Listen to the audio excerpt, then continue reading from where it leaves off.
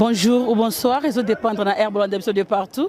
Liboso ya caméra, c'est la diva de la presse, Ivana Chanda. Toyebisa kibino ke bango na maloba biso na misala. Masuka sa ini fifi lelo ezali journée ya esengo pona ye et journée ya esengo pona population nyon surtout ya loala ba parce que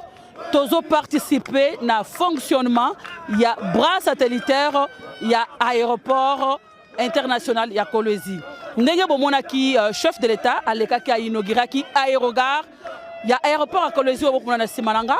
bomona ki comment et salema ki kitoko pe batnyoso bakomisaki boyoka ki na ba discours nyonso batangi lisolo ya bras satellitaire mais misusu bazaki ko yebate ezali nini et aujourd'hui nous allons tous participer tout le monde a comment ba ko connecter pour na mbala ya liboso